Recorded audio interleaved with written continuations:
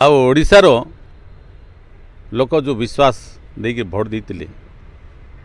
प्रथम 5 मास अतिक्रांत 6 मास चलुची केंद्र और राज्य सरकार आप जानते आज राज्य सरकार बर्तमान 5 मास पूर्ति हेले अंचल विकास कार्यकारी केमती होची आप सब जापारे। बर्तमान आज कंधमाल अनाहार मृत्यु है महानदी कथा कहतु पलाभरम कथा कहतु कि आप कोटिया कथा कहतु केंद्र सरकार राज्य सरकार गुरुत्व तो विचार करना आउ डबल इंजिन सरकार आसी लोक ओडिशावासी आशा करते स्वतंत्र पैकेज करेंगे किंतु आप देखिए पड़ोसी आंध्र प्रदेश को देले बिहार को देले भारत प्रधानमंत्री आसुँच डीजी कॉन्फ्रेंस ओडिशा स्वतंत्र पैकेज आसला पर घोषणा करेंगे कि जदि घोषणा न करेंगे ताले ओडिशा लोकंकर जो आशा और आकांक्षा देता दे आसिले ये बीजेपी सरकार देले आमर किसी हम बोली किंतु वर्तमान ये 5 वर्ष 5 मास जो सरकार आसला शिशु शिशु कही लोक आज ओडिशा रे कौन प्रकार जगार कौन जगार ग्राम पंचायत रे कार्य होना कार्य शून्य तेणु भारत प्रधानमंत्री आसला गोटे स्वतंत्र पैकेज जदि डीजी कॉन्फ्रेंस आसुँच तो स्वतंत्र जदि पैकेज करेंगे ताले भल होता।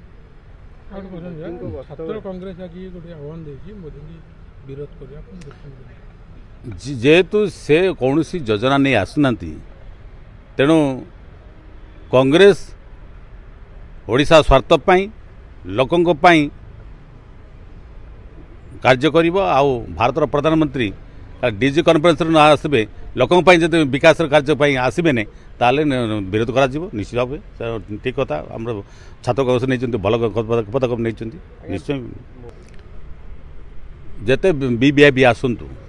कि साधारण लोकों कौन सी असुविधा हवा उचित नुहे किंतु स्कूल कॉलेज तो बंद रहा उचित नुह आटा दोकानी हो जो माने जीवन निर्वाह कर लोक तैथान अवस्था रही तेणु वीवीआईपी आसवा ना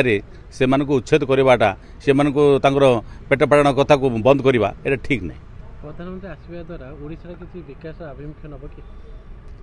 कहीं ओडिशा रे भारत प्रधानमंत्री आसुँच ओडिशा विकास करने आसुना डीजी कॉन्फ्रेंस आसुँच भारत सबू प्रदेश डीजी कॉन्फ्रेंस करूँ भारत प्रधानमंत्री आसुँच प्रथम परी प्रधानमंत्री तृतीय प्रधानमंत्री है 3 दिन गस्तर आसुँच बहुत बड़ 3 दिन रे भल आमर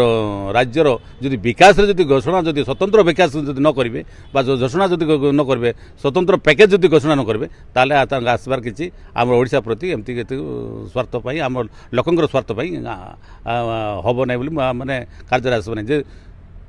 प्रधानमंत्री आसवे ओडिशावासी जो आशा जो भरोसा देके जो भोट देते से स्वतंत्र पैकेज जदि स्वतंत्र पैकेज जदि घोषणा न करेंगे ताले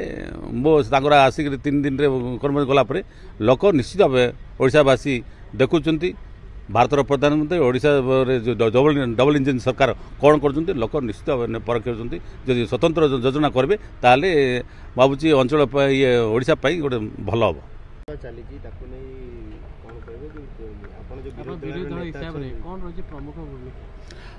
आप जानते राज्य आम राज्य गरीबर विकास जो कथा कहीकि आसते डबल इंजिन सरकार ये 5 मास आप रेशन कार्ड केवाईसी ना 3-4 मास न देवा कंधमाल अनाहार मृत्यु हवा ये सरकार आसला आम जानते पलाभरम कथा बहुत बड़ कथा कहते पलाभरम आम सरकार आसले समाधान हे कि आज पलाभरम से अंचल उच्चता बढ़ेले किंतु वर्तमान मालकानगिरी अधारू अधिक जिला जलमग्न हम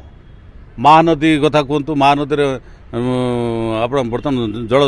बर्तमान सुखिला से केमती जलस्तर हम आम चाषी मैंने केमती उपकार हे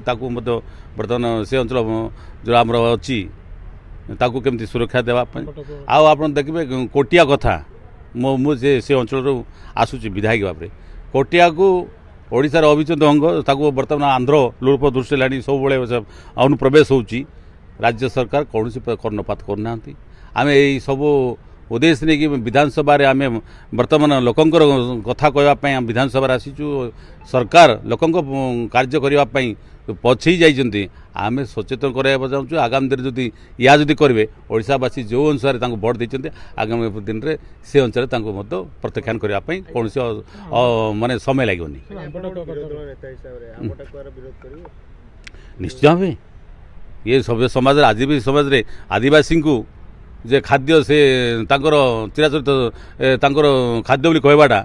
जो मंत्री कहते से आंब टाकुआ काले बंचे तो से आगे खातु